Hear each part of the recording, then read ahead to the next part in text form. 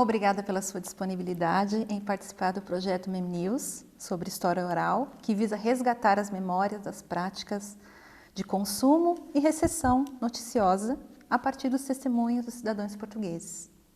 Vamos começar então falando sobre um pouco de si. Então, pode nos contar sobre, primeiro falando como seu nome, idade, local de nascimento, profissão e nível de escolaridade. Obrigada, Samantha, obrigada pelo convite ao Mem News. O meu nome é Inês Miranda, eu tenho 33 anos, portanto sou de 1992, como se costuma dizer, um baby dos anos 90. E, portanto, a minha profissão, eu sou trabalhadora estudante, portanto, ao passo que estou a terminar a licenciatura aqui na Universidade de Fernando Pessoa, de Ciência Política e Relações Internacionais.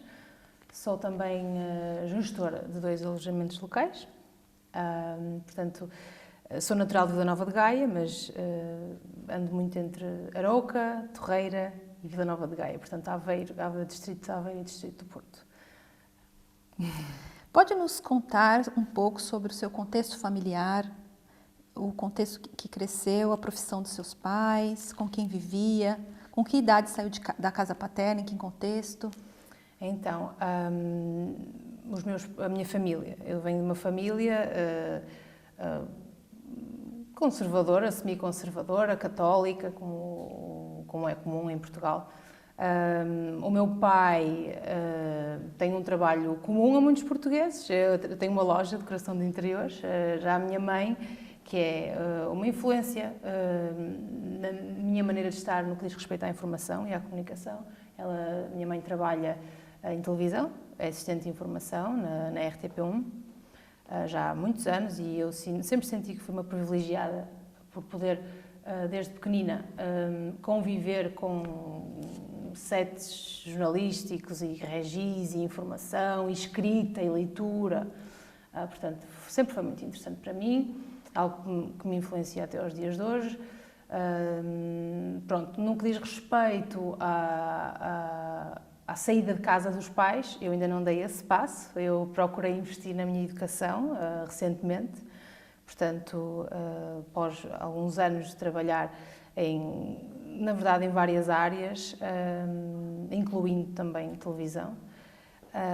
Estou aqui a estudar, portanto, enquanto trabalhadora estudante, ainda estou em casa dos pais, e assim será pelo menos por mais 2 anitos, penso, seguindo para mestrado, se assim for. E como descreveria o ambiente que cresceu, social, econômico, cultural? Eu tenho a dizer, eu sinto-me uma verdadeira privilegiada. Venho de uma família muito grande, centrada na zona de Arouca, uma família numerosa, cheia de mulheres, muitas mulheres, que são as patriarcas, sem dúvida alguma. Perdemos a patriarca há coisa de 3 anos e meio, portanto, mas continuamos com um número grande de mulheres, muitos primos, já temos pequeninos pela casa, os primos começam a ter os seus próprios filhos. Portanto, eu sinto que, e sou uma privilegiada, venho de uma casa repleta de apoio. Eu nunca me senti desamparada, portanto, seja economicamente, seja nível psicológico e emocional, sempre me apoiaram em todos os projetos em que decidi apostar. Pode me dizer assim, como é que foi o seu percurso profissional, quando começou? Então, o percurso profissional começou antes sequer de eu terminar o que nós aqui, o nosso secundário, não é? Eu, a partir dos 15 anos, eu comecei portanto, enquanto estava a fazer o ensino secundário, eu comecei a fazer competição de danças de salão. Portanto, eu, a partir dos 15 anos, já eu fazia competição há algum tempo, comecei a dar aulas de danças de salão, sem entrar em pormenores, portanto, as nossas latinas, não é? Temos as latinas, as clássicas, e eu comecei a dar aulas de danças de salão latinas, e enverdei para isto e estive nisso imensos anos. Aqui, on and off, portanto, também fazia outras atividades, seguia muito os meus pais nas suas próprias atividades, portanto, enquanto fazia o secundário. Uma vez terminado o secundário, tive um período e permita-me o estrangeirismo NAMB na minha vida, porque terminei os estudos e deixei as danças de salão, portanto tive ali uma altura em que procurei estar presente em projetos de amigos, lá está, o facto de vir de um ambiente que me proporcionava ter assim uns anos sabáticos, não mas uns anos sabáticos, eu andei ali um bocadito, se calhar como alguns jovens portugueses, um bocadinho sem saber onde parar, onde poisar. Depois, pouco tempo depois de eu portanto, deixar de dar aulas de dança, abri os 2 alojamentos locais, portanto isso ocupa bastante parte do meu tempo, assim fez durante vários anos. Depois fiz um curso em que fiz um estágio na RTP, trabalhei quase 2 anos portanto, como assistência de regi. Portanto, a função é mesmo a notação, ocupava-me com musicais, o tempo do programa, a memória do programa, a intercomunicação do programa com a equipa e com o realizador e produção. Portanto, e depois, em 2022, decidi ir para a faculdade. Lá está o facto de eu estar muito em contacto constante com a informação, levou-me a querer saber mais sobre o mundo, o que me traz a este curso, e o meu percurso foi um bocadinho de tudo. E por que escolheu o curso? Ora, eu escolhi este curso, eu a partir do ano 2016, recuando um bocadinho aqui... É Ciências Políticas? Ciência Política e Relações Internacionais, uma licenciatura de 3 anos. Ora, eu a partir de 2016, com a entrada de Donald Trump na Casa Branca, comecei a ficar mais ansiosa a respeito da direção do mundo, da política, do discurso, da forma como nós olhamos para o outro. Portanto, a partir de 2016 comecei a ficar muito mais atenta ao mundo. Abriu o meu leque, a minha visão abriu um pouco. Comecei a sair um bocadinho da minha esfera, portanto, e a preocupar-me com o resto. Ora, eu se calhar devia explicar isto primeiro. Eu sou uma amante da natureza, portanto, eu preocupo-me com o futuro do planeta, não só com a raça humana, mas com o planeta, com as outras espécies, o ecossistema. E com a entrada de Donald Trump na Casa Branca, portanto, saí do Tratado de Paris, do Acordo de Paris, peço desculpa, e depois chega Bolsonaro ao Brasil, portanto temos aqui, e também na União Europeia, a surgir alguns políticos que seguem esta conduta, esta forma de comunicar muito pouco politicamente correta. Comecei a ficar preocupada e comecei a ficar mais atenta. Portanto, isto a partir de 2016. Chegamos a 2021, 2022, eu, para além de já ter a minha atividade, portanto, enquanto gestora de alojamento local e trabalhar num canal televisivo, que me levou, me forçou ainda mais a esse contacto com a informação, com o mundo à minha volta, para além do meu mundo de Portugal. Este curso e a minha inscrição neste curso é o reflexo do meu sentido de necessidade de estar mais, pelo menos mais informada, não digo envolvida diretamente na política, não tenho qualquer tipo de aspiração a carreiras políticas. Se bem que isto é outra conversa, o que é carreira política, o que é que não é carreira política, deve ser uma carreira, não deve ser uma carreira. Portanto, este curso, o facto de eu estar neste curso é, se não nada mais, o reflexo da minha vontade de estar informada e de estar envolvida, de uma forma ou outra, nos acontecimentos globais. Porque o mundo é grande, mas está a ficar mais pequeno, não sei se dão conta. Claro. Agora vamos regressar um bocadinho no tempo. E a sua família, ela interessava-se pelas notícias quando era mais jovem? Recorda-se se eles comentavam as notícias em casa? Que notícias comentavam? Ora, muito bem, do ponto de vista... O meu pai sempre foi uma pessoa informada, portanto, o QB, não é? O ponto que basta.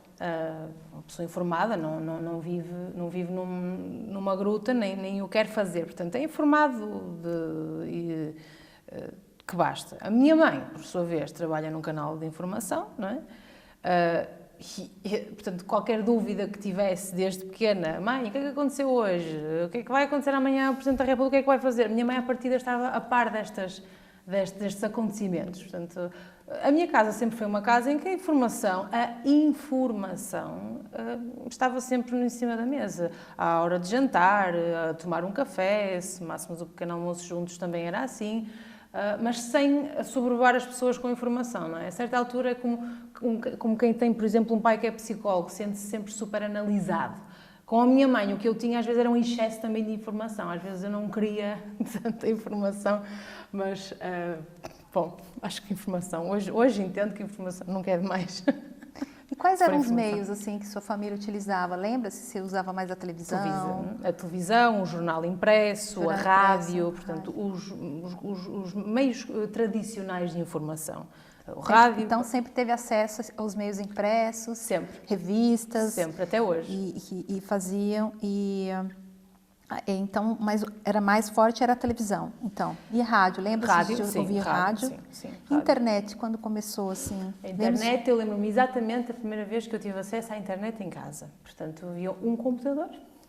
Agora há um computador por divisão, quase, não é? Um computador e um computador com internet. Que era super lenta, não era uma internet lenta, portanto, eu acho que foi o mesmo para todas as casas portuguesas quando começaram a ter acesso à internet. Era tudo muito lento, não era lá que íamos buscar informação de todo, a internet servia para quê? Para uns joguinhos, não é? Para, sei lá, para enviar uns e-mails a certa altura, não informação. Sim. A informação não estava ali, a informação, os canais eram outros. Ainda não era propriamente para ver notícias. Mas lembra-se de quais revistas e jornais que costumava ler? Jornal de Notícias. O Jornal de Notícias, assim de cabeça. Expresso, claro que sim. Revista alguma? A Bola. Acho que é o jornal, eu não sei se ainda existe impresso hoje, porque entretanto... Mas sim, os meus pais traziam os jornais, tinham sempre em casa, e até a data de hoje eu tenho sempre o Jornal de Notícias. Não me recordo mais nome nenhum. E programas de televisão, assim? Portanto, canais televisivos, reinar, e até hoje, é RTP1. Portanto, é o canal que eu acho que é mais isento de ímpeto pessoal do jornalista, se bem que se calhar é um bocado impossível, torna-se impossível a certa altura não ter nenhum cunho ali pessoal, não é? Mas e rádio, RTP1, SIC e depois os RTP, portanto, RTP1, RTP2, SIC e depois os outros. Sim. E rádio, tem algum programa que... RFM, gosto muito do Oceano Pacífico, acho que ainda permanece às 10 da noite. Portanto, RFM, Cidade FM, Rádio Renascença, portanto, isto as primeiras experiências, correto? Que está a perguntar? Sim. Sim, RFM, acima de tudo RFM. Os meus pais eram RFM e eu ouvia RFM, mas nós ouvíamos também muito cassete, portanto, tínhamos muito música. Eu ouvia muito, e ouço, Elvis Presley, por exemplo, sei lá, Rita Franklin, esses CDs The Shadows e música que os meus pais ouviam e eu até hoje aprecio. E jornalista, recorda-se de algum assim? Sim, jornalista, RTP, Rodrigues de Carvalho, depois... Se não, talvez o meu preferido, portanto, o Rodrigues de Carvalho, Carlos Daniel, estamos a falar RTP, e depois há um jornalista que eu aprecio imenso, José Rodrigues dos Santos. Sim. Rodrigues. Lá está, eu gosto muito da cobertura que ele faz das notícias, gosto muito.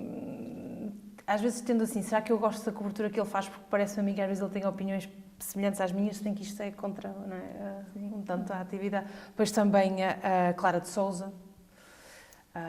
Gosto muito das entrevistas que ela faz e a forma como as coloca e também os temas que cobre. Sim. Mas houve assim um momento, algum momento, né, em que começou a interessar-se pessoalmente pelas notícias? Falou assim, não, a partir desse momento eu comecei, se recorda quando começou mesmo a se interessar? Sim. E, bom, assim, eu recordo-me quando eu tinha, precisamente quando comecei a ter acesso à internet, eu descobri, foi o meu primeiro contacto com o conceito, aquilo que é a tauromaquia em Portugal.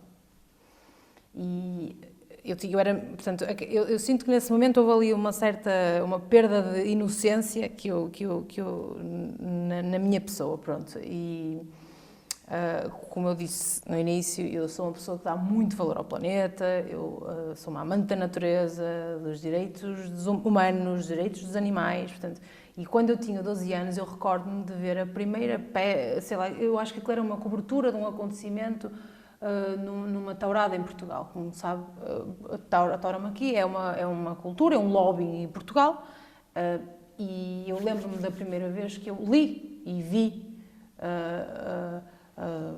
o que é que acontecia dentro de uma arena. A partir desse momento, eu senti que fiquei muito mais interessada em fazer a minha pesquisa. Quem diz pesquisa, diz, hoje é pesquisa na internet, mas perguntar à minha mãe sobre aquele assunto em particular e depois, entretanto, isto cresceu e outros assuntos, não é, começaram a tornar-se interessantes para mim. Mas eu lembro-me que foi essa noção de consciência de que há ali um sítio onde eu posso ir buscar informação, que neste caso o que me despoltou a atenção foi a questão da tauromaquia, e comecei a ficar interessada eu posso saber mais sobre isto sem ser somente na televisão, nomeadamente a outras pessoas, não é? Posso perguntar a outras pessoas e pronto, aprofundar um bocadinho sobre um assunto que me suscita interesse. Então, quando surgiu a internet e passou a buscar notícias na internet, também passou a vontade de se aprofundar mais sobre aquilo que estava lendo. Sem sombra de dúvida, sem Sobre- sombra de sobre- dúvida. Mas sempre com sobre muita a cautela. notícia. A minha casa sempre houve muita cautela em relação à internet. E sempre sempre teve acesso às notícias em casa, ou no café, no jornal, ou em algum outro lugar, na escola, seja onde for? Em casa sempre tive, não é? Acho que isso já está clarificado. Depois, na escola, quer ver? Na escola falávamos, ou seja, uns anos mais para a frente, 15, 16 anos, sim, falávamos de algumas notícias, mas eu identifico mesmo a casa como o local onde eu sempre tive acesso à informação. Portanto, ou seja, eu não sentia que tinha que ir ir a outro adulto a procurar informação, se bem que o podia fazer, mas em casa era para a minha idade, para a idade em que eu comecei a ter acesso à internet, era mais do que suficiente a informação que eu tinha em casa. Então, assim, tá a dizer que falava sobre as notícias, comentava, buscava com seus pais, Sim. familiares. Sim. E amigos e colegas também? Costuma... Sim. Lembra Hoje, algum exemplo de alguma notícia que tenha impactado, além dessa das touradas, e ter comentado com alguém? portanto, não na altura em que surgiu a internet, certo? Sim, Já mais sim. para a frente? Não, qualquer momento. Exato. Assim, a partir de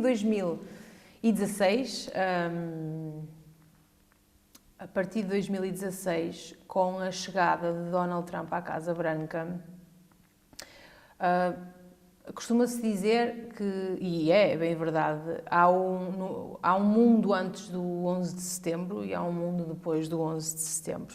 Marco histórico, não é? Em termos de segurança e defesa. Para mim, na minha esfera pessoal e mesmo na minha esfera pessoal, até porque o leque de amigos mudou, entretanto, a partir de 2016, com a chegada de Donald Trump à Casa Branca e um bocadinho mais tarde com a chegada de Bolsonaro à presidência do Brasil, eu comecei a ficar, se já era interessada por informação, eu fiquei sedenta de informação, porque comecei a ficar verdadeiramente preocupada com o sentido da sociedade humana, não é? Da forma como nós organizamos a nossa sociedade e a forma como nos dirigimos uns aos outros.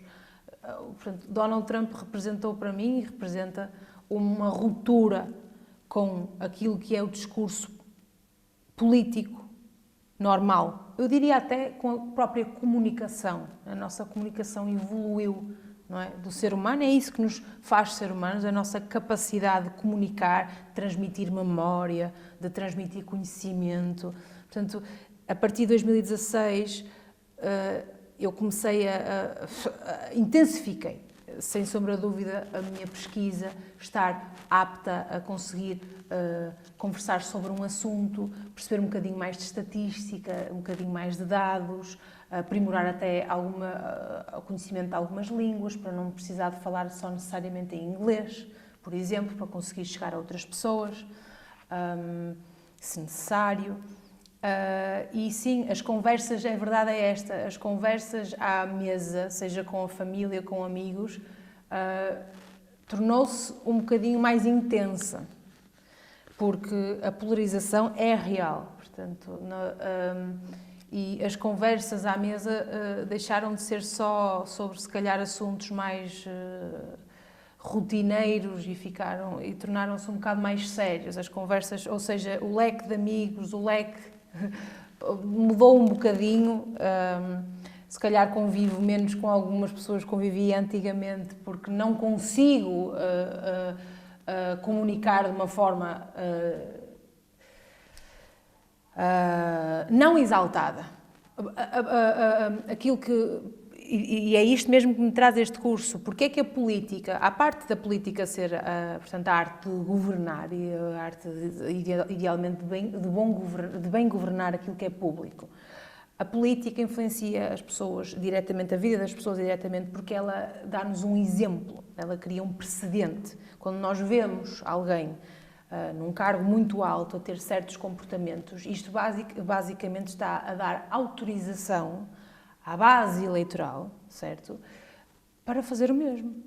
Senão até, não quero dizer pior, porque não quero dar uma conotação normativa, mas senão até de forma mais intensa, porque não estão num cargo político.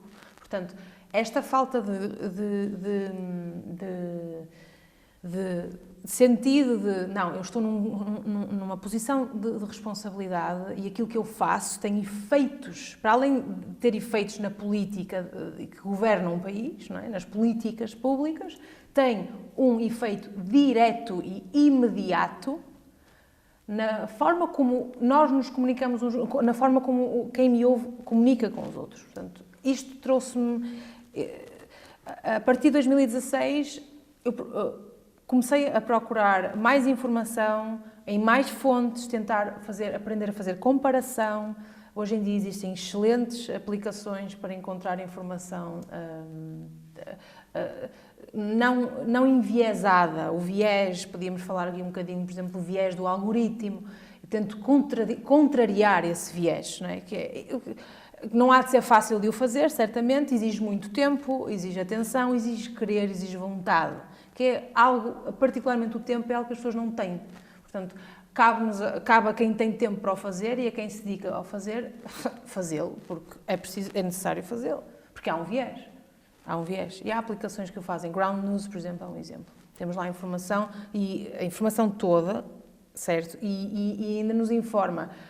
Portanto, esta informação está mais presente em canais de esquerda ou de direita. Portanto, para nos dar um entendimento de, então, afinal, há canais que passam mais informação e outros que passam outra informação. E às vezes estamos a falar exatamente da mesma notícia, mas com um título diferente, com um subtítulo diferente, com uma opinião diferente. Portanto, sim, se a partir de 2016 intensifiquei a minha vontade de estar informada, hoje acho absolutamente primordial e tenho a dizer que me sinto uma privilegiada, porque por ser dos anos 90 eu estou no ínterim, não é? Eu estou ali, eu ainda apanhei telemóveis de teclas sem algoritmo à mistura. Depois, não é? Vieram os touchscreens e a inteligência artificial, e eu sinto que a minha geração está, eu diria até, não é só privilegiada, mas está numa posição de responsabilidade. Nós temos a responsabilidade de tentar minimizar o impacto que estas novas formas de comunicação podem ter na população, porque têm efetivamente. E, regra geral, é inconsciente. As pessoas não se dão conta que está a acontecer, que é por isso que é tão eficiente.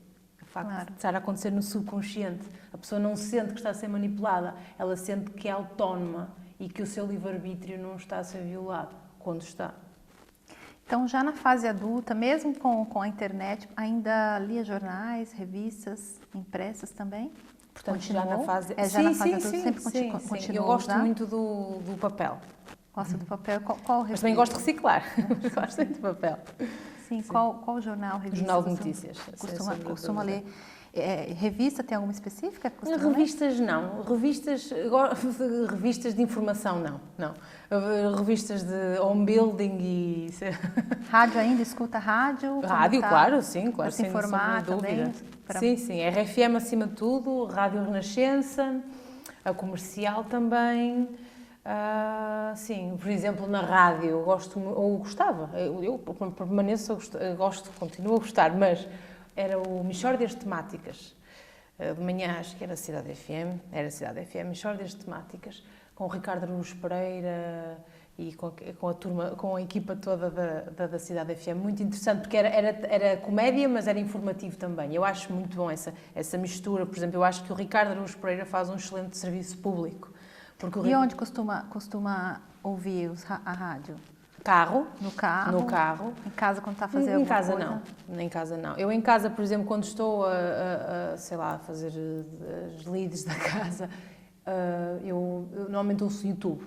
Eu uso muito o YouTube, até porque gosto muito de ouvir alguns podcasts.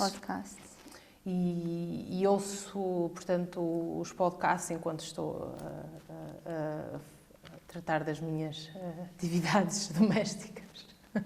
E tem alguma emissora de TV que mais acompanha? Falou da RTP1? Sim, RTP1. Tem mais alguma outra? SIC? Portanto, RTP2, SIC, gosto da RTP Memória, adoro o canal da RTP Memória.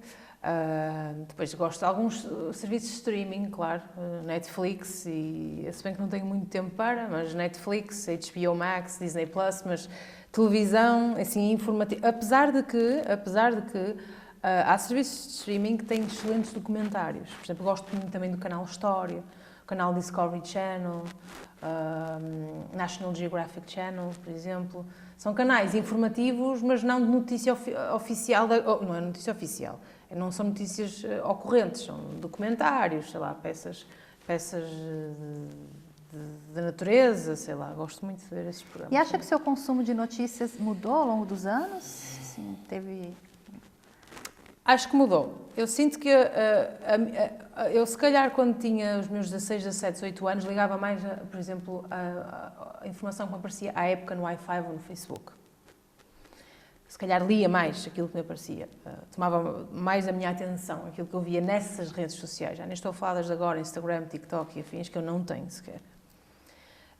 Portanto, quando eu tinha os meus 16, 17, 18 anos, eu... efetivamente usava o Facebook não só para comunicar e partilhar, mas também para ler, portanto, notícias. Hoje não. Hoje, já há uns anos para cá, não consigo ir ao Facebook e estar à espera de encontrar informação que eu não tenha obrigatoriamente depois de ir retificar e ver se efetivamente é aquilo que me está a dizer. Precisamente por causa dos algoritmos e da falta de vai às redes sociais para ler as notícias? Não.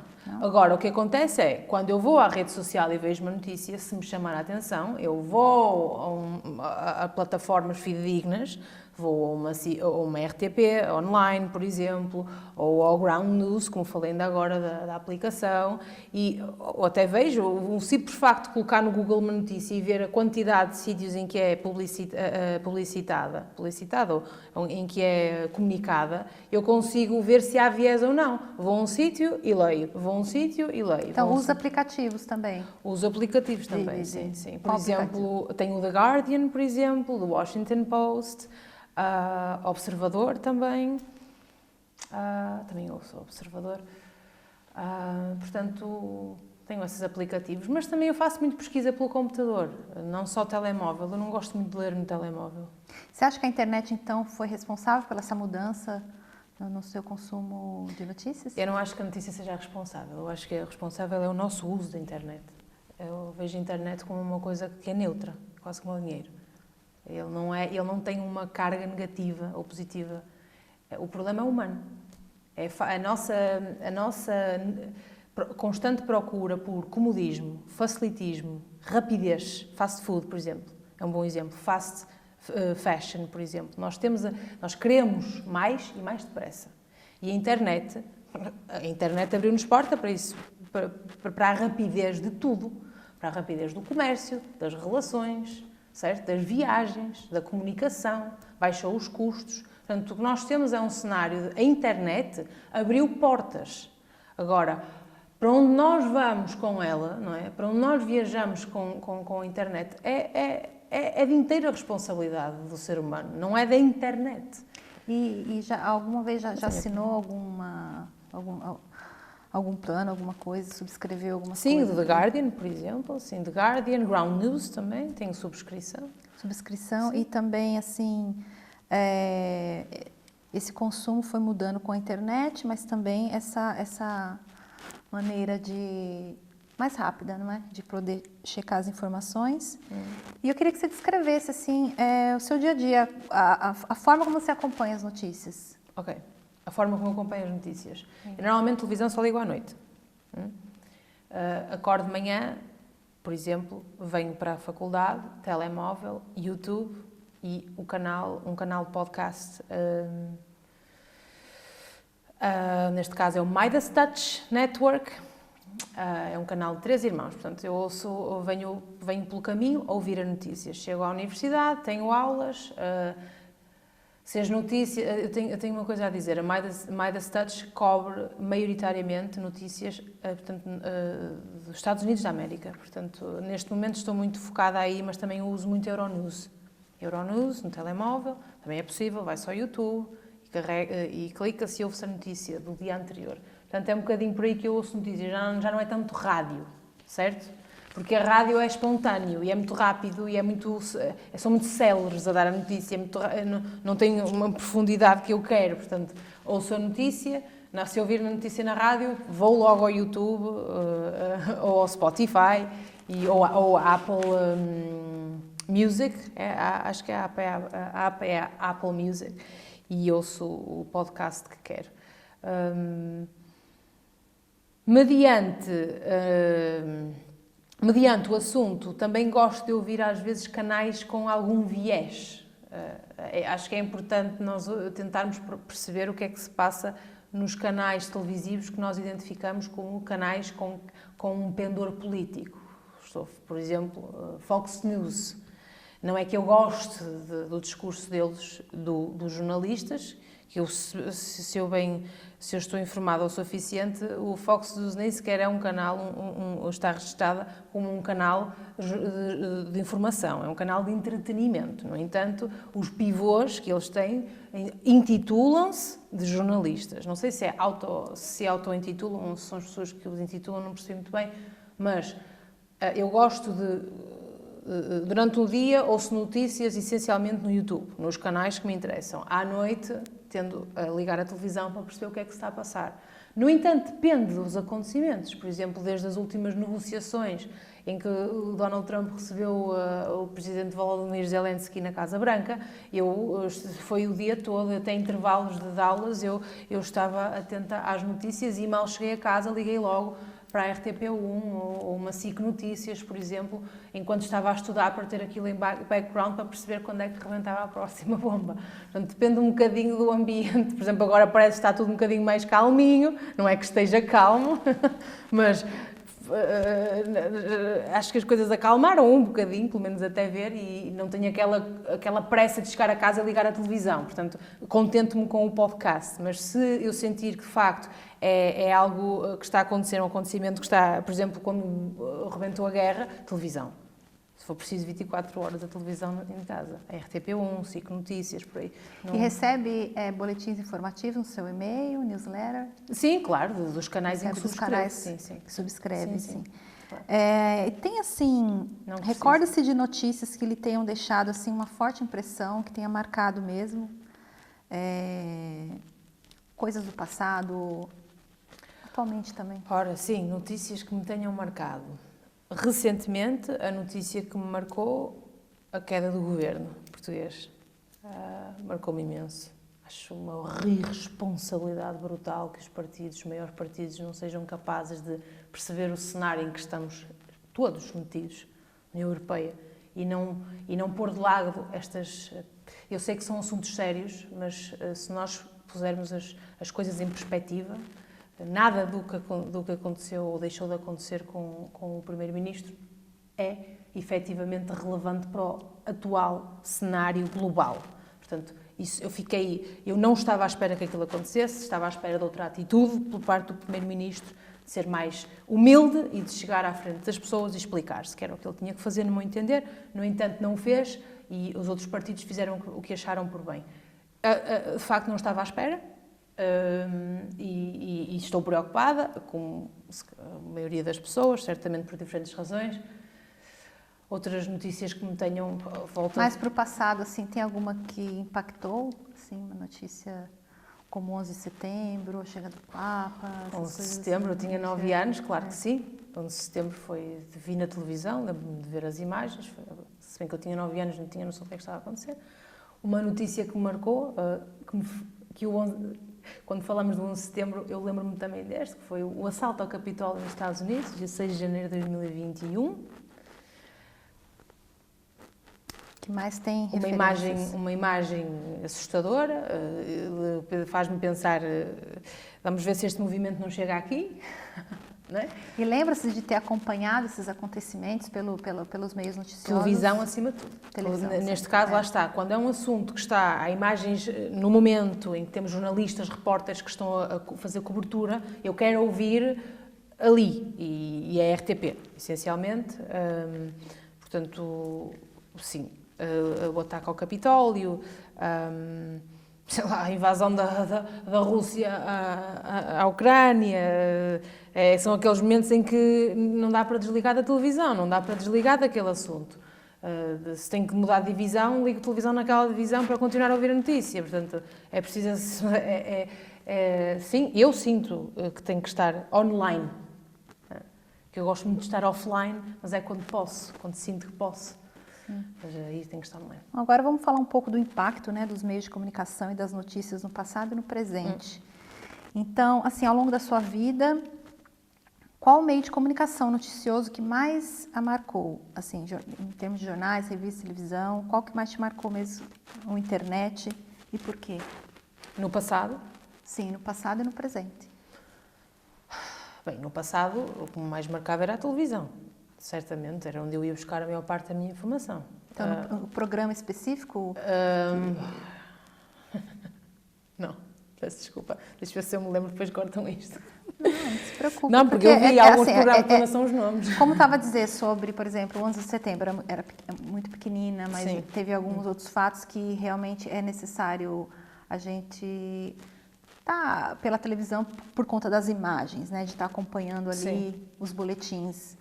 Tem algum canal que fala, não, eu preciso saber porque está mais atualizado, eles estão sempre atualizando, como a CNN em Portugal, ou a SIC Notícias, que está todo o tempo há um programa que eu reportar. gosto muito, que é muito curtinho, que é o Polígrafo. Gosto do Polígrafo, acho interessante. Atualmente, não é? O Ricardo Araújo Pereira, e isto é gozar com quem trabalha, gosto. Porquê? Porque ele associa a comédia à informação.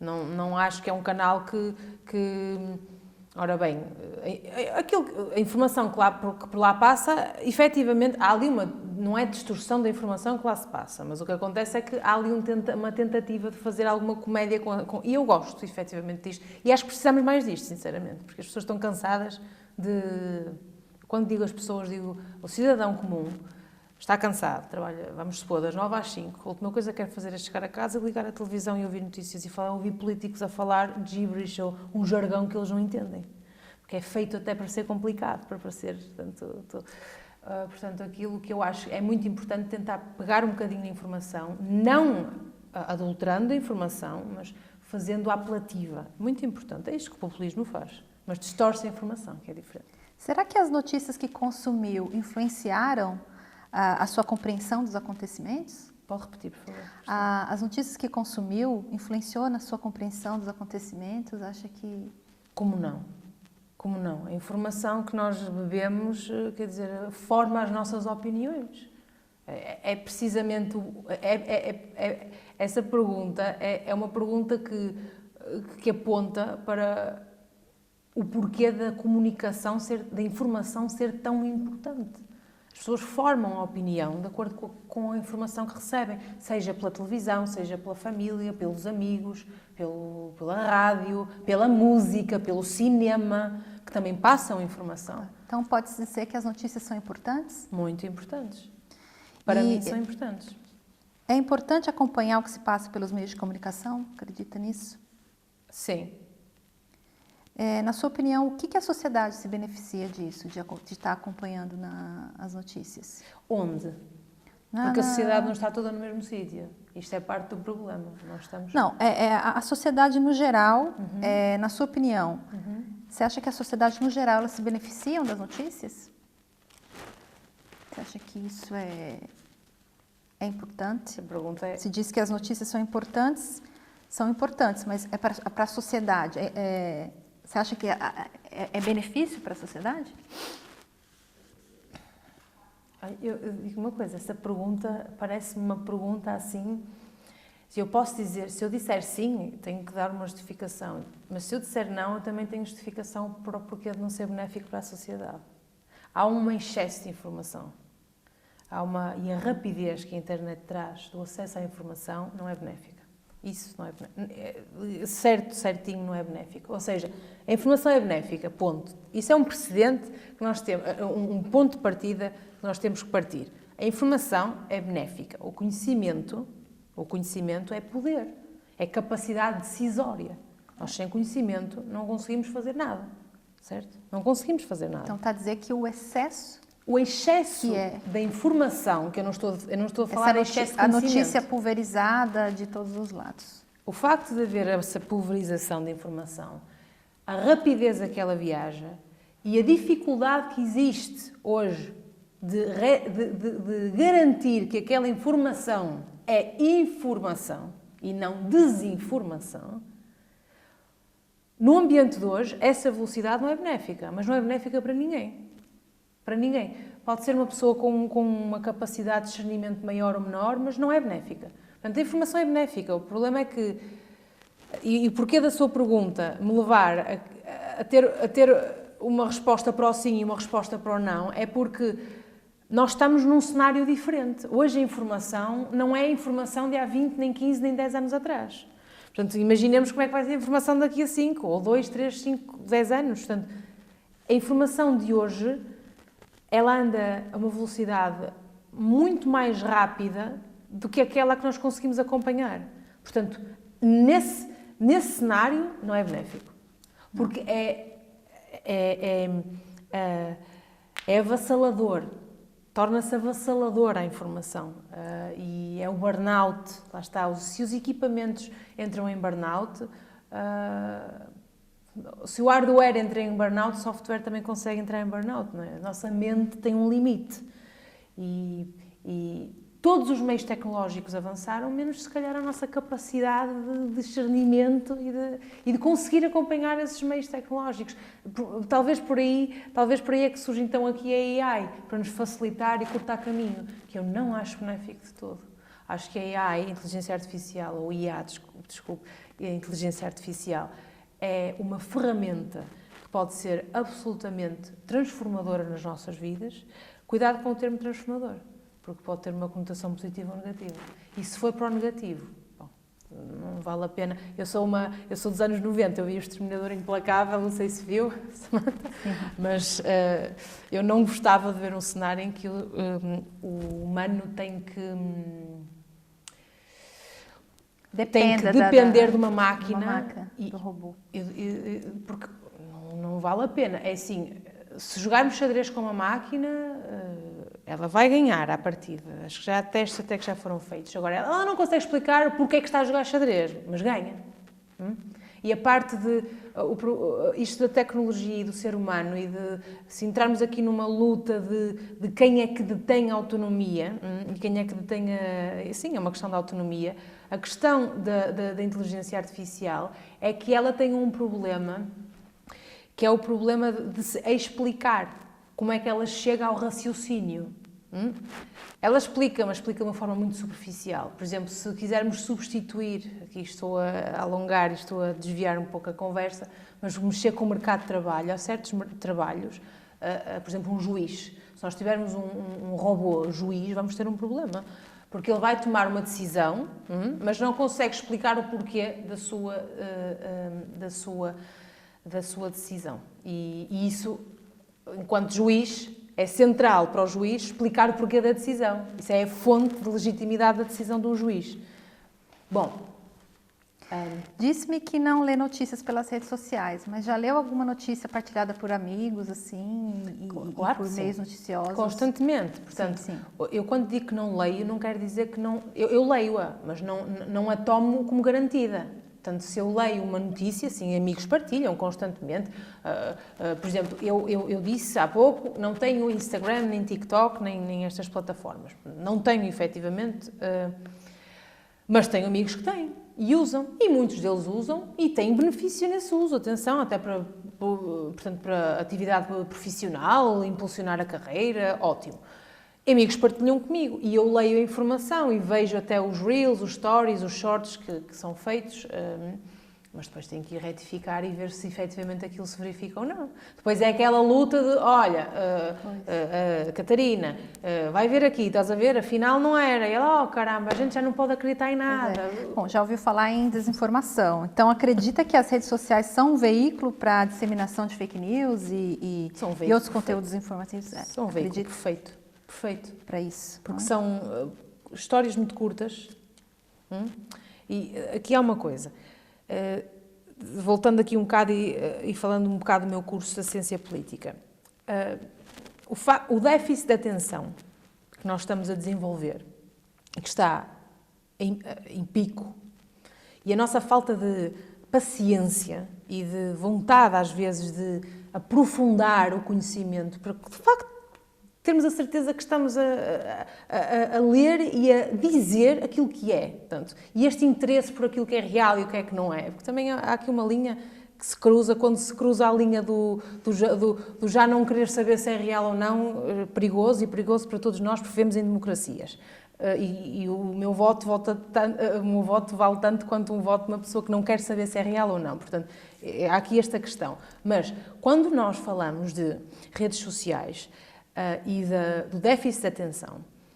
Isto é quase como o encontro dos fatores perfeitos para uma tempestade perfeita, que é, se eu for política e quiser trabalhar o meu eleitorado para votar em mim, nós podemos falar, por exemplo, há um caso muito conhecido que é o caso da Cambridge Analytica, que é, portanto, isto mexe com a questão de dados pessoais e privacidade, portanto, o abuso e a violação destes dentro do espaço europeu, e não só. E depois a manipulação da população no longo prazo, nunca a curto prazo, sempre no médio e longo prazo, apostar em certos segmentos da sociedade que estão muito bem definidos, que são mais vulneráveis à manipulação, por parte de partilhas e pequenas historinhas que vão intensificando algum sentido de revolta e de insatisfação, não é? Que já lá está, certo? Ele já lá está. Eles não estão a inventar um sentimento. Ele já lá está. Só que é isto que o marketing, para mim, o que o marketing tem de bom, tem de mau.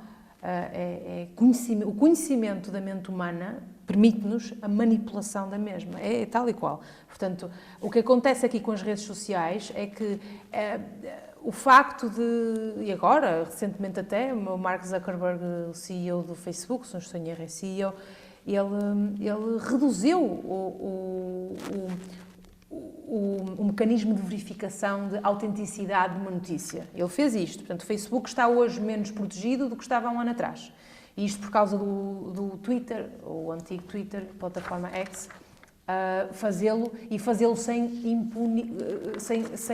com impunidade, digo. Portanto, mas na União Europeia nós estamos, acho que é o bloco, aliás, o meu projeto de graduação é mesmo sobre este tema, a União Europeia, até ver, parece ser o bloco mais protegido em termos de regulamentação das redes sociais, da informação, proteção de e da inteligência dados, artificial, proteção de dados, sim.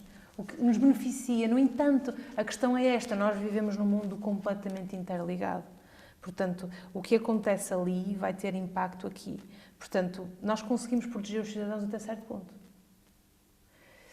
E, portanto... Bom, na sua opinião, houve mudanças entre o que era noticiado no passado e o que é noticiado hoje? Acredita que quais mudanças considera mais importantes? Acha que mudou? Sim, acima de tudo, se eu encontro alguma diferença substancial entre há uns anos atrás para cá, hoje em dia, portanto, os canais precisam de visualizações. Se as redes sociais precisam de likes e visualizações, a televisão precisa de audiências. Precisa. Portanto, isso é dado adquirido. Agora, o que é que os canais fazem? Aquilo que os canais são capazes de fazer para adquirir essas visualizações, acho que mudou bastante.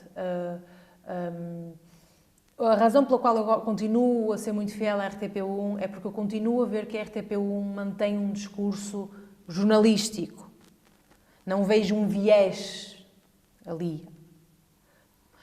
Já há canais que de facto, se o viés já existia, hoje está mais demarcado ainda. Portanto, a grande diferença que eu identifico é mesmo, para além da abertura que os canais de distribuição de informação têm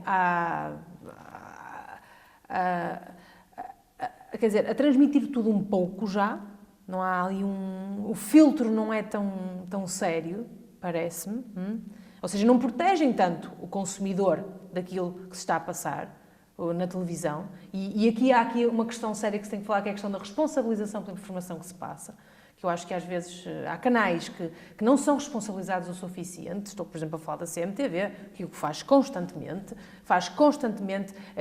eu não acompanho isto, mas deve ter processos em tribunal, eu imagino que não sejam poucos. Não digo que seja a única, mas não devem ser poucos. E não só. Mas depois há outra questão, que é, qual é a questão? Se os canais de distribuição de comunicação passam essa informação, é porque o consumidor a quer. É porque há procura. Não há oferta onde não há procura.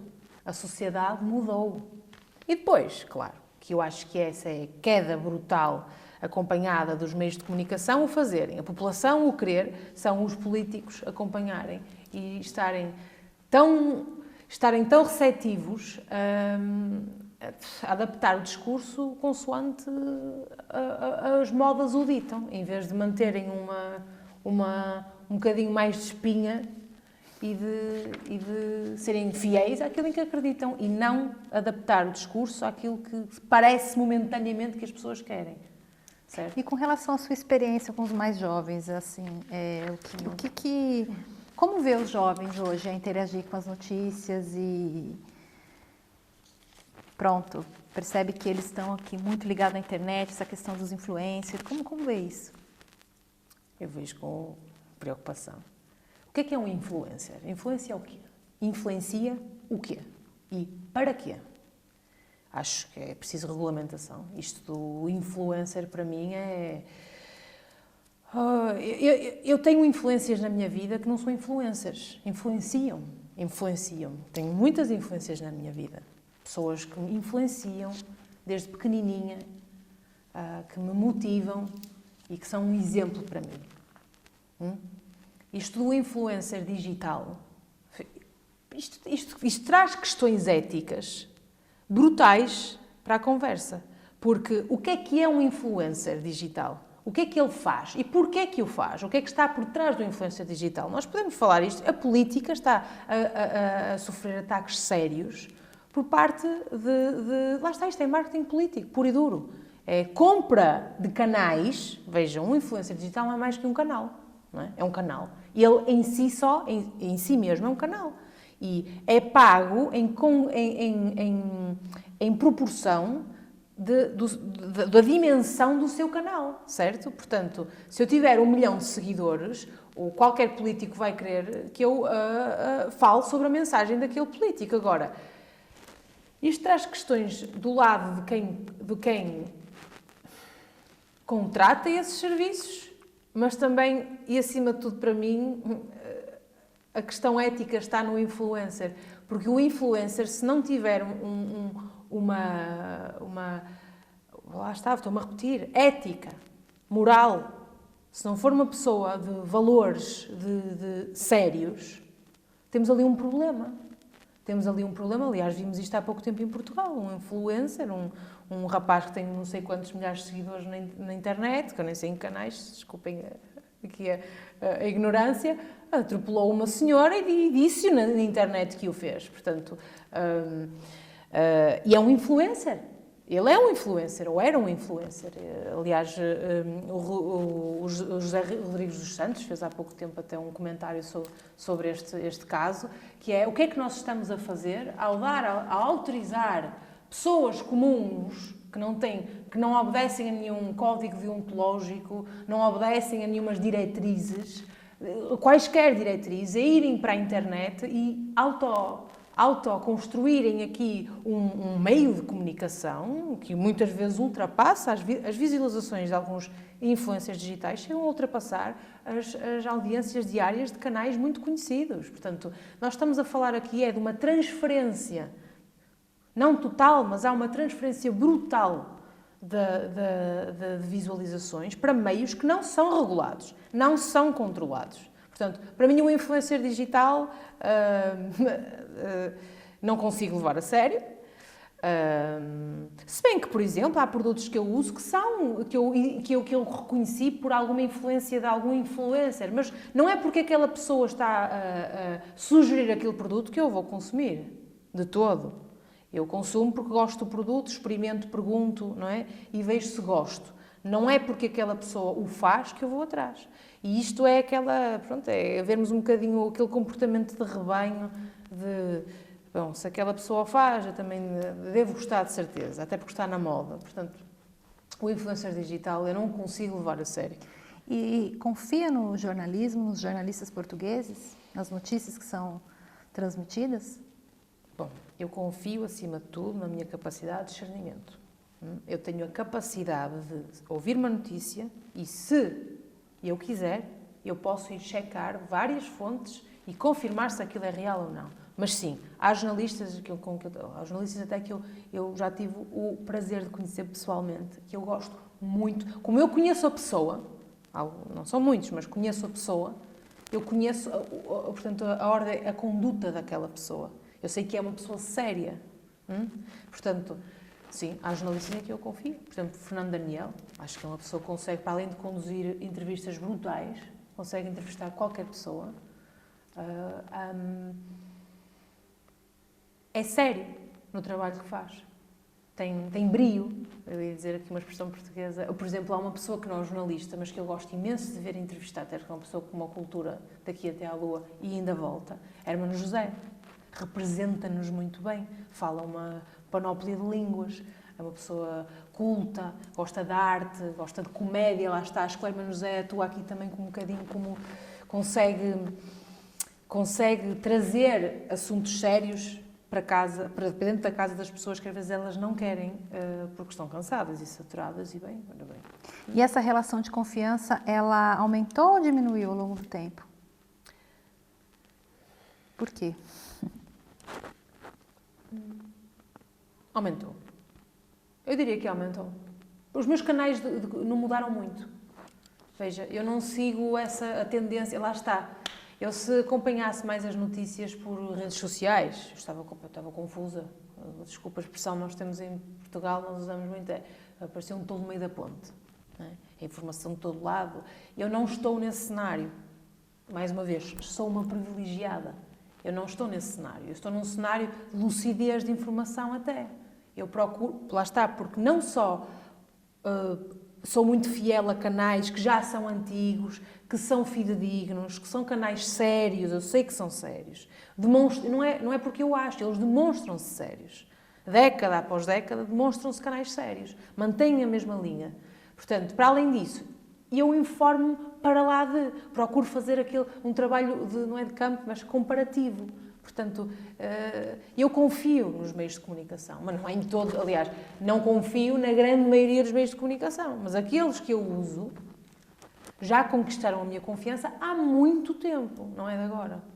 há muito tempo, e tenho a certeza que no dia em que eu sentir que há ali um viés, um controlo, seja do setor privado ou do setor público, eu procurarei a alternativa porque já não consigo, portanto, não identificar viés. Sim, se usa vários tipos de meios de comunicação para se informar, como disse. Na atualidade, há vantagem em acompanhar vários meios de comunicação? Na sua opinião, basta um ou dois? Eu acho que tem que diversificar. Eu acho que se deve diversificar.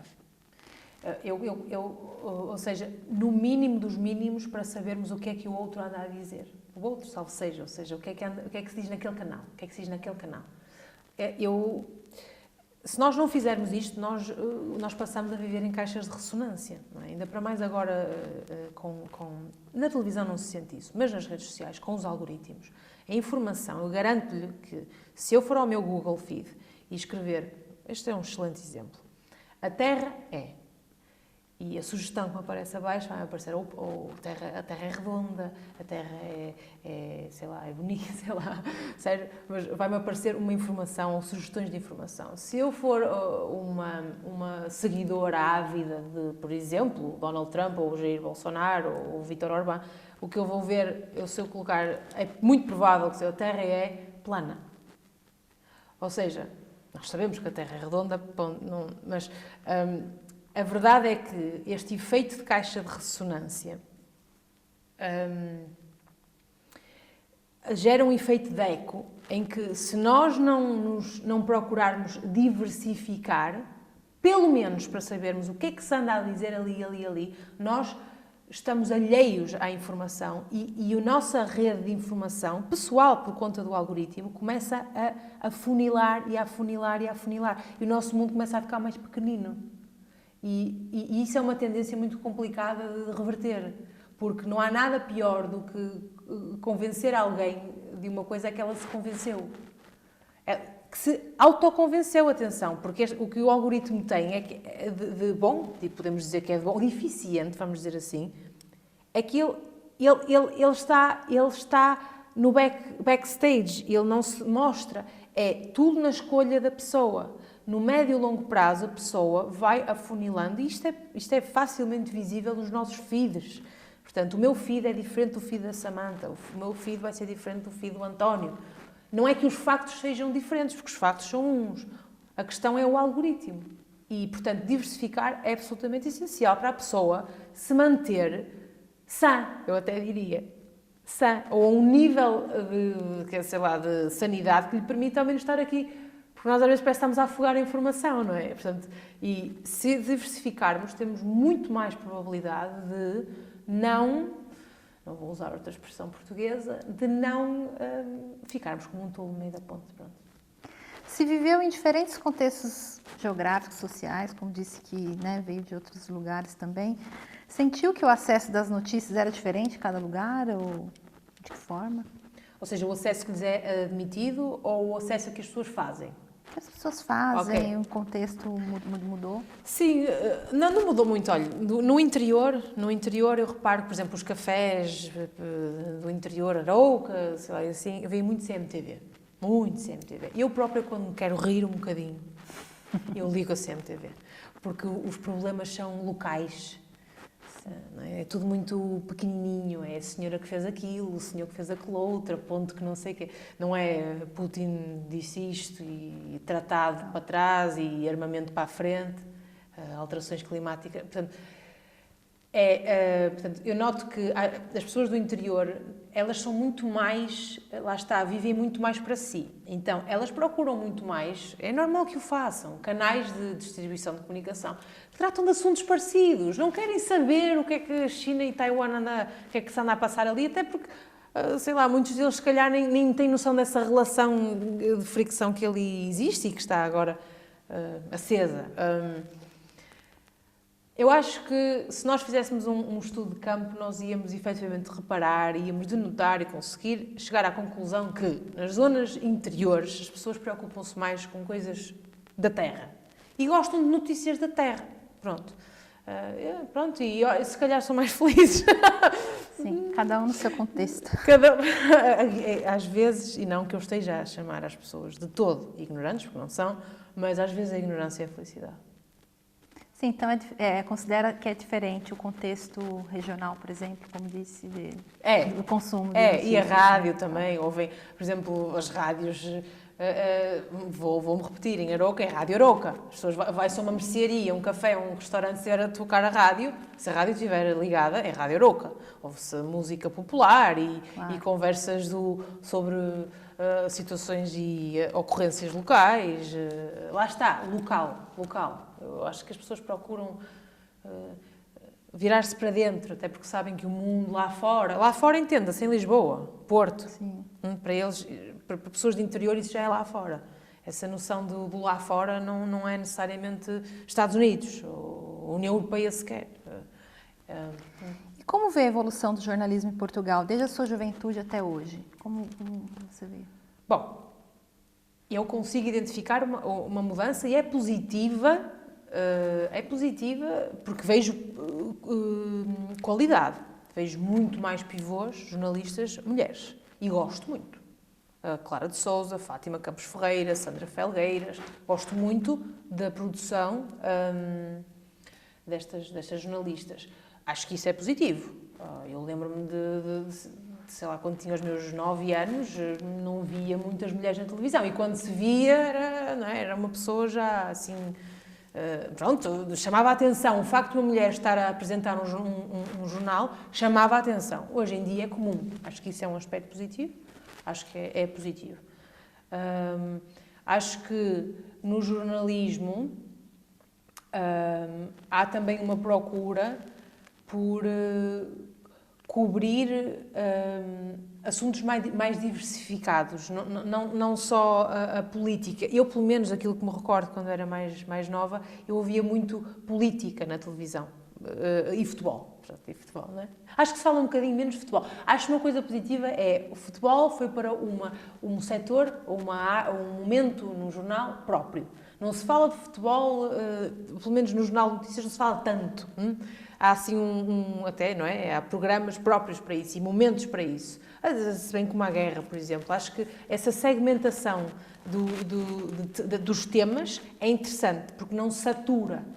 Lá está. Se nós tivermos um jornal que fale de tudo um pouco, o Jornal de Notícias normalmente faz isto, mas depois há uma prática de tornar aqui os temas organizados por setores temáticos. E eu gosto disso. Não sei se quando eu tinha 8, 9 anos isto já existia, pelo menos com a mesma qualidade, mas eu gosto muito. Então, já entrou um pouco nessa questão da representação de gênero, né, nas notícias. Então, como você percebe a representação das mulheres nas notícias?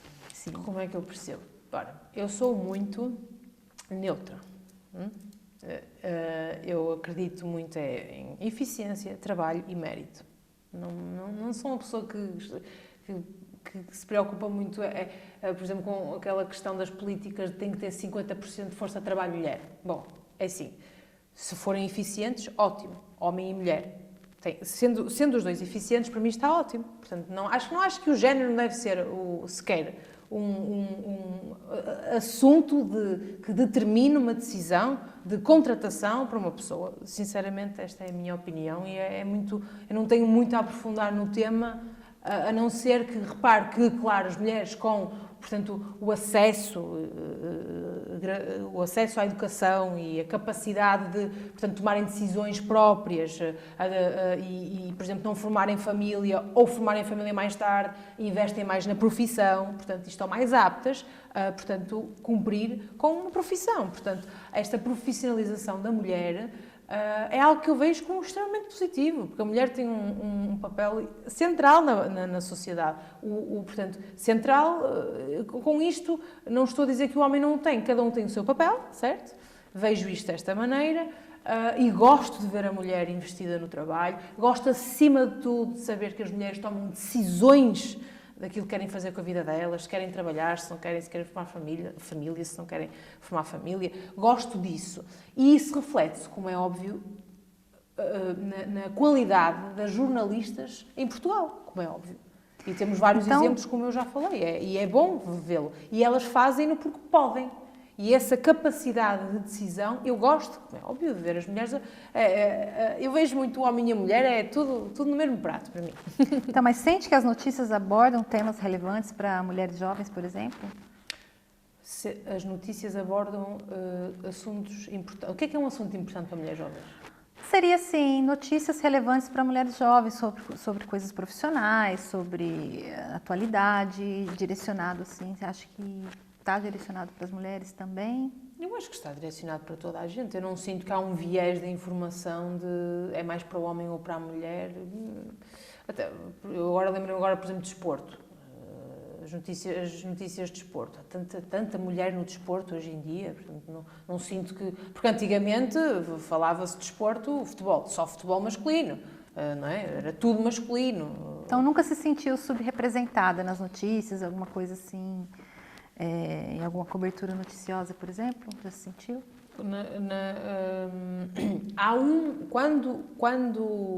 Não, a resposta à pergunta é não. Eu não me sinto subrepresentada, não sinto. Como eu disse, eu gosto de...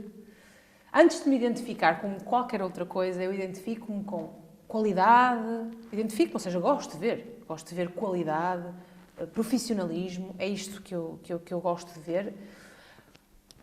Sinto-me, enquanto mulher, sinto-me subrepresentada quando vejo na política, não é no jornalismo. Vejo, sem sombra de dúvida, não vejo tanto no jornalismo, vejo na política porque quando nós permitimos que venha o assunto do é ou não o aborto uma decisão que cabe à mulher, é ou não a formar família um assunto que cabe à mulher. Isto a mim mexe comigo cá dentro, não sei se mexe igual com todas as mulheres, mas não é por eu ser mulher que mexe comigo porque nós estamos a falar da questão da liberdade individuais de um indivíduo, seja ele homem ou mulher. E na política eu sinto que há uma falta de representatividade, não é de mulheres, necessariamente, é de quem se situa com um discurso atrativo o suficiente para contrapor esse tipo de discurso, seja homem ou mulher. Não há nada que eu goste mais de ver do que um homem a defender os direitos da mulher. Até porque cai de outra maneira a quem não os faz. A mulher, quando se autodefende, ou quando defende o seu grupo, está logo assim numa posição de, claro, estás a defender os teus interesses. Quando eu vejo um homem a fazê-lo, para além de eu gostar de o ver, porque eu faria, certamente, assim como defendo os direitos dos homens, se assim for preciso, cai de outra maneira. Nós precisamos desse tipo de representatividade, precisamos de pessoas que consigam fazer frente a este movimento agora neonacionalismos e dessas ideias de patriarcas, de voltar à casa, não é? O Estado, a Igreja e a família, o triângulo, não é? Acho que é assim. Então, acha que os mídias noticiosos portugueses dão espaço suficiente para as mulheres, vozes femininas? Jornalistas? Sim. Eu acho que dão, mas lá está, eu acho que dão, eu nunca senti que não. Pessoalmente nunca senti, e vejo muitas mulheres na televisão, mas se calhar a minha resposta está errada. Não sei. Não há respostas erradas, é a sua percepção porque mesmo. Hoje em dia fala-se muito disto, da subrepresentação das mulheres em várias subrepresentação e subvalorização também, não é? Em termos de remunerações. No serviço público não vai acontecer de certeza porque há padrões mínimos que se tem que respeitar, mas no privado há de ser bastante diferente, certamente. Eu não sinto, pessoalmente vejo muitas mulheres na televisão, mas mais provável é que aconteça. Então, para a gente concluir, acredita que o jornalismo de hoje ele cumpre seu papel na sociedade, mais ou menos que no passado? Eu acho que o jornalismo de hoje cumpre o papel de informar, mas está a fazer um desserviço à sociedade no que diz respeito, e eu vou voltar a falar de políticos. Tem que haver espaço para o silêncio, não é? E aquilo que eu sinto é que às vezes os mídias estão em todo o lado ao mesmo tempo e estão a criar aquela questão da informação a mais. E estão, às vezes, a proporcionar oportunidades de desinformação e de calúnia até, atenção, e difamação às vezes. E hoje em dia não é difícil uma pessoa ser mal interpretada e e ter que lidar logo ali com um cenário de microfones em frente à cara e tem que se explicar. Ou seja, é fazer às vezes de uma tempestade, com uma expressão também que gosto bastante, é uma tempestade num copo d'água. Eu acho que às vezes o jornalismo faz isto. Não digo que o faça, e nem digo que todos o façam da mesma maneira. Atenção. Mas acho que a televisão, em particular, eu falo mais da televisão, efetivamente, porque é o meu canal de eleição para ver as notícias. Às vezes é saturante, às vezes ver a forma, o escrutínio, aquilo que é o escrutínio que deve existir, aquilo que é o escrutínio, já se tornou noutra coisa, parece outra coisa, já parece, às vezes, parece, não é que seja escrutínio a mais, porque dizer escrutínio a mais está errado, não há escrutínio a mais, é escrutínio. Mas às vezes parece um bocadinho... É preciso drama, é preciso criar drama. Aliás, eu tenho esta conversa com a minha mãe imensas vezes. A minha mãe também tem uma opinião, a minha opinião é um bocadinho mais... Sim, deviam parar às vezes, parar um bocadinho, dar ar, dar espaço para respirar, não alimentar tanta e se calhares, e será que foi? E depois o tempo dos comentadores, são capazes de fazer uma entrevista a uma pessoa 5 minutos e entrevistadores durante 3 horas. Desculpe, fazer uma entrevista durante 3, 5 minutos e depois comentadores durante 3 horas. Eu acho que isso não é informação. Eu gosto de ouvir os comentadores durante um período de tempo, não é? Eu quero ouvir, acima de tudo, o que aquele representante tem a dizer, porque é importante que eu ouça. Comentários, sim, mas a proporção, não é? A proporção de importâncias que se está a dar ao comentário é muito, pelo menos é aquilo que eu reparo, é aquilo que eu vejo, é muito superior ao político em si, que tem que falar, até para sabe, o político às vezes tem que falar, que é para a gente o ouvir bem, não é? Porque se ele falar pouco, ele tem um discurso direitinho, perfeitinho, nós temos que o ouvir e deixá-lo falar, porque é ao deixar falar, primeiro que se ouve e depois que também, se precisar escorregar, escorregam. Portanto, hoje em dia, a informação, as notícias, o jornalismo, faz um serviço público. Atenção, o jornalismo é serviço público. Eu interpreto e vejo o jornalismo como, não é como se costuma dizer, o quarto órgão do Estado, não é? Temos o executivo, o legislativo, o judicial e depois temos a comunicação, não é? Os mídia convencionais. Vou falar de jornalismo televisivo e afins, é jornalismo mesmo. Mas às vezes peca pelo excesso. Peca por excesso. De estar lá sempre investir, sempre ali. Isso torna... Isso, veja, as pessoas são humanas acima de tudo, não são máquinas, não é? E às vezes criam-se ali situações desconfortáveis que, se não fosse ali aquele microfone... Repare este exemplo, para terminar. O que aconteceu na Casa Branca entre Elon Musk, peço desculpa, devia estar lá em algum lado, certamente, o Donald Trump, Volodymyr Zelensky e J.D. Vance, o vice-presidente dos Estados Unidos. O que aconteceu ali, se não estivessem ali as câmaras, hoje não estávamos onde estamos. Não estou a dizer se é positivo ou se é negativo, atenção. Se estaríamos melhor se não tivesse acontecido. O que aconteceu ali foi uma conversa, que aquelas conversas ocorrem, às vezes até certamente em piores trâmites. Ocorreram à frente das câmaras porque alguém assim o quis. Os mídia são um canal de informação, são um órgão essencial, são sim uma fonte de informação, mas podem ser eles próprios manipulados para criar cenários disruptivos, que, à partida, para favorecer os nossos interesses, não é? Neste caso, não sei se o fez. Volodymyr Zelensky ficou muito bem visto pela postura que teve. Não é qualquer pessoa que não se levantava e tinha ido embora. Conseguiu-se ver ali a real postura do vice-presidente Donald Trump, a postura de várias pessoas. O que eu quero dizer com isto é: as coisas acontecem. É como aquela história da árvore no meio da floresta. Se ninguém estiver lá para ouvir, ela caiu. Ela fez barulho. Se as câmaras não estiverem lá, é como se não tivesse acontecido. Só que quando elas estão,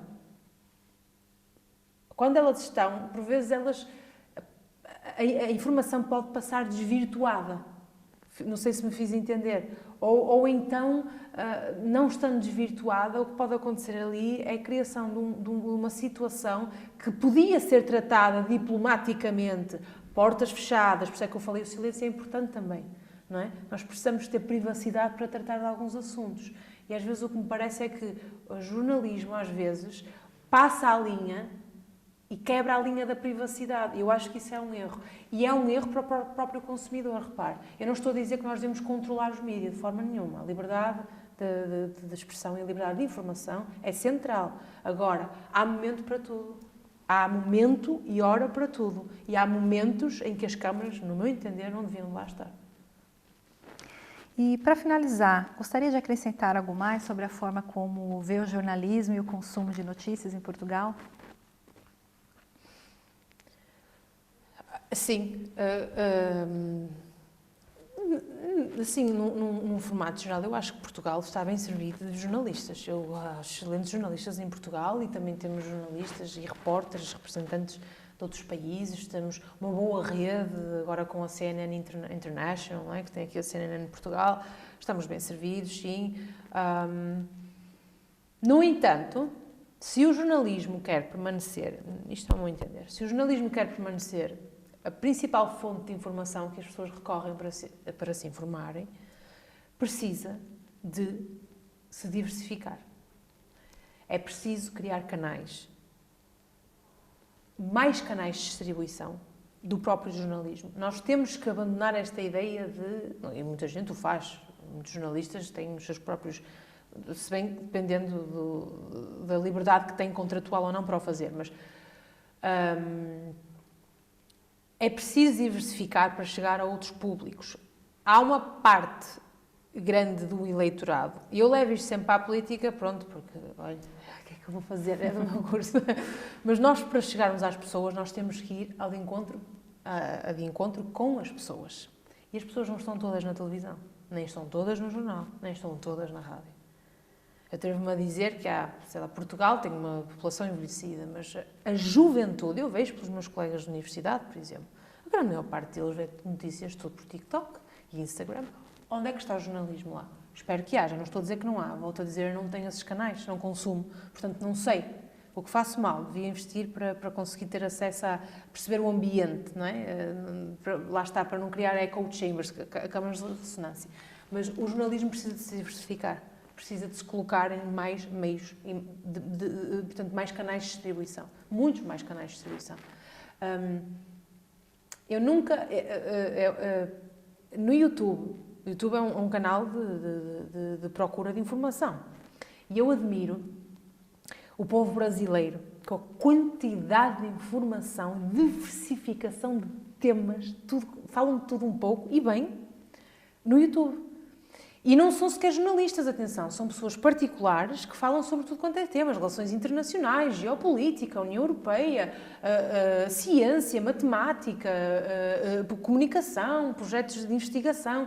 São canais de investigação, não são jornalistas, no entanto diversificaram a oferta. Em Portugal, se nós procurarmos, não há oferta nenhuma no YouTube. No YouTube nós encontramos, não estou a dizer com isto que não está lá a RTP, e estes canais estão lá, mas não é, vamos cá ver, não é animado, não sei se me faço entender, animado o suficiente para a população mais jovem. É mais do mesmo. É mais do mesmo, o mesmo formato, da forma como entregam a informação, como levam a informação. É exatamente o mesmo formato que na televisão.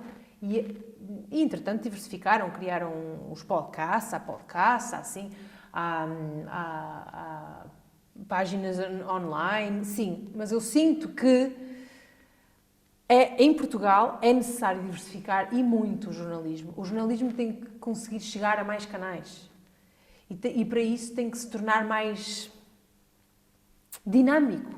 É preciso mais dinâmica um pouco. Sem perder, atenção, a linha de conduta. Com isto não digo que levemos um Carlos Daniel para o TikTok, não digo isto necessariamente, mas podemos fazer com outros, com uma jornalista, com um jornalista que aposte só naquele segmento e faça só aquilo. Gostava de ver isso acontecer, era interessante. Portanto, não mudar o status quo, está lá, aquilo que existe, mas fazer mais, diversificar. Era bom, íamos atrair mais gente.